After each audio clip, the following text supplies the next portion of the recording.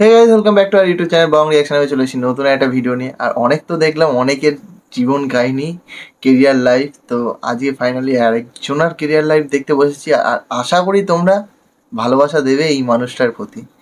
কার life story দেখবো আজকে? মান্না ভাইয়ের, মান্না স্যারের। একদম মান্না স্যারের লাইফ স্টোরি সেভাবে আমরা শুনিনি, তার জীবন কাহিনী।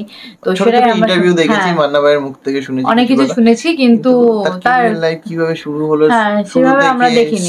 তার জীবনের পুরো শুরু থেকে শেষ অবধি আমরা আজকে শুনবো। তো চলো বেশি দেরি করে দেখে নিই।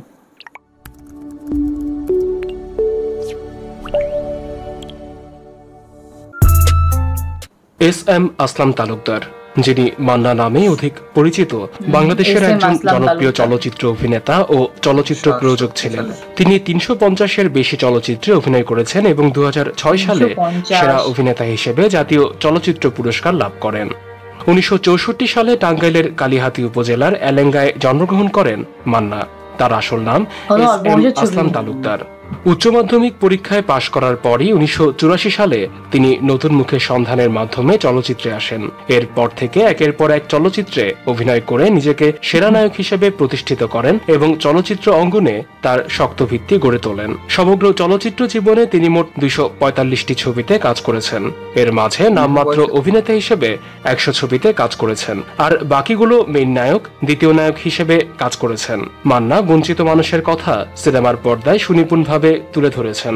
৯০ দশকে অশ্লীল চলচ্চিত্র নির্মাণের ধারা শুরু হলে যে কজন প্রথমেই এর প্রতিবাদ করেছিলেন তাদের মধ্যে নায়ক মান্না ছিলেন। যদিও মাত্রাতিরিক্ত অশ্লীল ছবি ফায়ার ছিল তার অভিনীত, তারপরেও রীতিমতো যুদ্ধ করেছিলেন অশ্লীল চলচ্চিত্রের বিরুদ্ধে। এইসব চলচ্চিত্রের নির্মাতাদের সঙ্গে লড়াই করে শেষ পর্যন্ত জয়ী হয়েছিলেন মান্না। দাঙ্গা, লুটতরাজ, তেজি, আম্মাজান, আব্বাজান প্রভৃতি চলচ্চিত্রে চমৎকার অভিনয়ের মাধ্যমে জনপ্রিয়তার চূড়া ছুঁয়েছিলেন মান্না। তার অভিনীত আম্মাজান চলচ্চিত্রটি বাংলাদেশের সর্বাধিক ব্যবসা সফল ও জনপ্রিয় চলচ্চিত্রগুলির মধ্যে অন্যতম।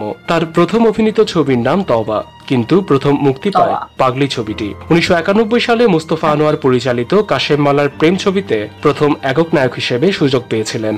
এর আগে সব ছবিতে মান্না দ্বিতীয় নায়ক হিসেবে অভিনয় করেছেন। কাশেম মালার প্রেম ছবিটি দর্শকের মাঝে সাড়া ফেলার কারণে মান্না একের পর এক একক ছবিতে কাজ করার সুযোগ লাভ করেন। এরপর কাজী হায়াত পরিচালিত দাঙ্গা ও ত্রাস ছবির কারণে তার একক নায়ক হিসেবে প্রতিষ্ঠা পাওয়া সহজ হয়ে যায়। এরপর মোস্তফা আনোয়ারের অন্ধপ্রেম, মুনতাজুর রহমান আকবরের প্রেম দিওয়ানা, ডিস্কো ড্যান্সার, কাজী হায়াতের বাবার আদেশ ছবিগুলো মান্নার অবস্থান শক্তভাবে প্রতিষ্ঠিত করে। এটি তার প্রথম একক ছবি। ৯৯ সালে মুক্তি পায় আকবরের কে আমার বাবা, কাজী হায়াতের আম্মাজান, রায়হান মুজিব ও আজিজ আহমেদ বাবলুর খবর আছে, মালেক আফসারি পরিচালিত এবং তার প্রযোজিত দ্বিতীয় ছবি লাল বাদশার মতো সুপারহিট সব ছবি। মান্না শুধু চলচ্চিত্র অভিনেতাই ছিলেন না, তার প্রযোজনা প্রতিষ্ঠান থেকে যতগুলো ছবি প্রযোজনা করেছেন প্রতিটি ছবি ব্যবসা সফল ছিল। ছবিগুলো হচ্ছে লুটতরাজ, লাল বাদশাহ, আম্মাজান, স্বামী স্ত্রীর যুদ্ধ, দুই বধূ এক স্বামী, মনের সাথে যুদ্ধ, মান্না ভাই ও পিতামাতার আমানত। মৃত্যুর পূর্ব পর্যন্ত তিনি বাংলাদেশ চলচ্চিত্র শিল্পী সমিতির সাধারণ সম্পাদক ছিলেন। এই তারকা তার মৃত্যুর আগে বেসরকারি একটি টেলিভিশন চ্যানেলের সাক্ষাৎকারে জানিয়েছেন তার ইচ্ছে তিনি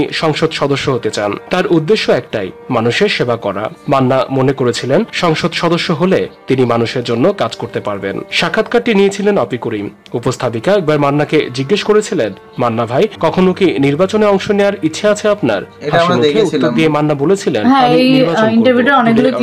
আমি নির্বাচনে অংশ নেব, আমার ভীষণ ইচ্ছে আছে, তবে সেটা সেবামূলক ভাবনা থেকেই। মান্নার সহধর্মিনীর নাম শেলি মান্না।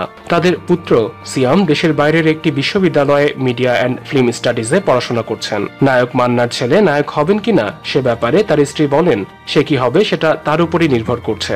ও সাংবাদিকতা করতে পারে, আবার নির্মাণও করতে পারে, তবে অভিনয়ে খুব একটা আগ্রহ দেখিনি আমি।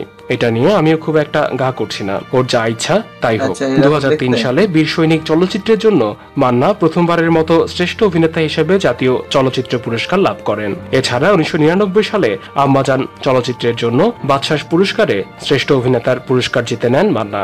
মেরিল প্রথম আলো পুরস্কারে ১৯৯৯, ২০০০ এবং ২০০৭ সালে শ্রেষ্ঠ চলচ্চিত্র অভিনেতা হিসেবে পুরস্কার জিতে নিয়েছিলেন মান্না। 2008 সালে 17 ফেব্রুয়ারি হৃদরোগে আক্রান্ত হয়ে মাত্র 44 বছর বয়সে মান্না মৃত্যুবরণ করেন। মৃত্যুর পর তার জানাজা এফডিসিতে হয়। দ্বিতীয় জানাজা স্মৃতিসৌধে হওয়ার কথা ছিল, কিন্তু দর্শকরা তাকে এতটাই ভালোবাসে এবং শ্রদ্ধা করে যে ভক্তকুলের ভিড় এবং পুরো ঢাকায় অত্যন্ত জ্যাম থাকায় তাকে সেখানে নিয়ে যাওয়া সম্ভব হয়নি। টাঙ্গাইল জেলায় অবস্থিত তার নিজ গ্রাম এলেঙ্গায় তাকে সমাহিত করা হয়।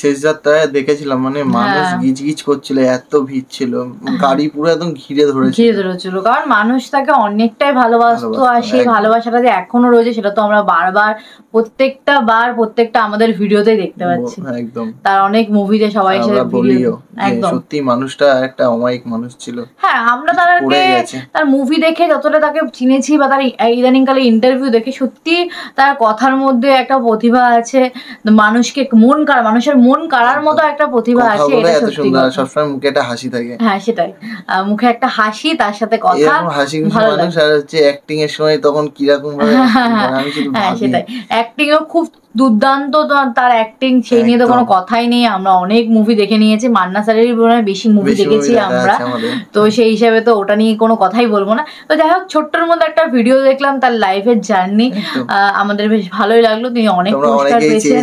হ্যাঁ একদম, তোমরা অনেকে চেয়েছিলে। আর তিনি মানে সত্যি অনেক 300 কত মুভি করেছে, মানে অনেক মুভি তার জীবনে, তিনি অনেক মুভি। তিনি যদি এখন থাকতেন তাহলে হয়তো আরো মুভি আমাদের উপহার দিতে পারতেন। তো যাই হোক, সেটা তো আমাদের হাতে নেই, কিছু করার নেই। তোমাদের এই ভিডিওটা কেমন লাগলো সেটা কমেন্ট বক্সে লেখো, ভালো লাগলে লাইক শেয়ার করো একদম। তো চলো, এই ভিডিওটা এখানেই শেষ করি, দেখা হবে নেক্সট ভিডিওতে। ততক্ষণের জন্য টাটা।